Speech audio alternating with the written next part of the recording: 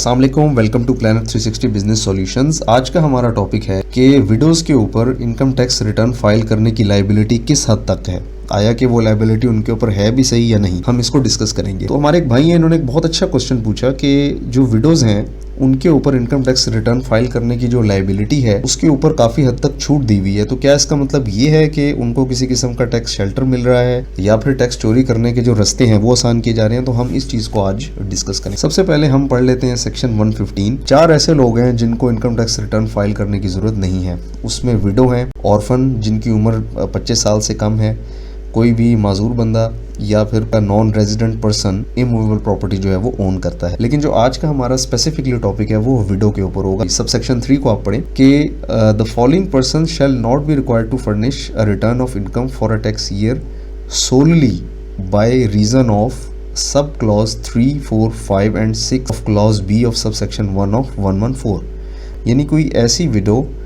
जो कि सिर्फ सब क्लॉज 3, 4, 5 और 6 में अगर सिर्फ वो रीज़न है उसके पास, उस केस में उसने अपनी इनकम टैक्स रिटर्न फाइल नहीं करनी। लेकिन अगर उसके अलावा कोई और उसके पास रीज़न बनती है रिटर्न फाइल करने की, फिर उसने फाइल करनी है। सबसे पहले हम देख लेते हैं सब क्लॉज 3, 4, 5, 6 को।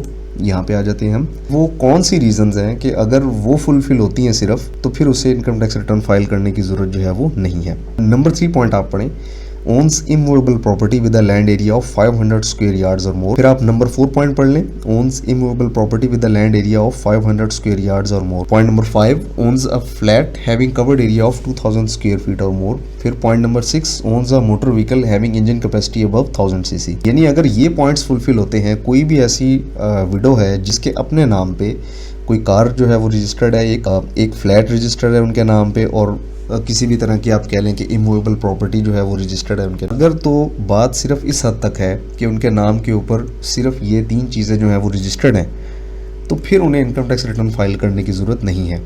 जबकि अगर कोई भी नॉर्मल पर्सन हो, यानी कि अगर हम थोड़ी देर के लिए कंसीडर करते हैं कि विडोज़ की बात नहीं कर रहे, अगर कोई भी नॉर्मल पर्सन है उसके नाम पे अगर एक भी 500 स्क्वायर यार्ड से ऊपर का प्लॉट उसके नाम पे रजिस्टर्ड है, तो उसने रिटर्न फाइल करनी है, चाहे वो इनकम कमा रहा है या नहीं कमा रहा, लेकिन उसने अपनी एसेट्स में उसको डिक्लेयर करके अपनी रिटर्न को फाइल करना है। लेकिन जो विडोज़ हैं उनके लिए इसमें छूट दी गई है। यानी अगर एक विडो के नाम पे कार है, फ्लैट है या फिर कोई इमूवेबल प्रॉपर्टी है, सिर्फ इस हद तक बात है, उसे इनकम टैक्स रिटर्न फाइल करने की ज़रूरत नहीं है। लेकिन इसका मतलब ये हरगिज़ नहीं है कि अगर वो किसी किस्म की इनकम अर्न कर रही हैं तो उन्हें इनकम टैक्स रिटर्न फाइल करने की ज़रूरत नहीं है।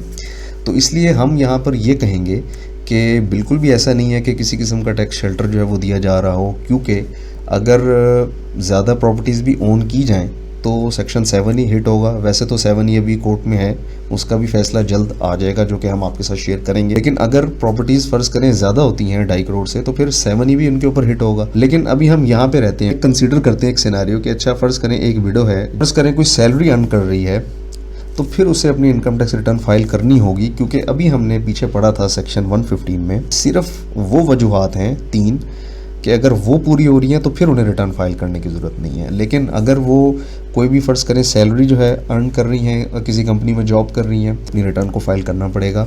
फिर इसी तरीके से किसी भी तरह की बिज़नेस इनकम वो अर्न कर रही हैं तो इसमें उसको फाइल करेंगी, ऑफ कोर्स फिर फाइलिंग तो लाजमी हो गई। इसी तरीके से कोई रेंटल इनकम अर्न कर रही है, उसको भी आपने फ़ाइल करना होता है। फिर इसी तरीके से आप कह सकते हैं कोई भी गेन टैक्स है वो फाइल करनी है। तो यहाँ पे आई होप कि इस वीडियो में इस सवाल का जवाब हमें मिल गया होगा कि क्या इसमें किसी किस्म का टैक्स शेल्टर प्रोवाइड किया जा रहा है या नहीं।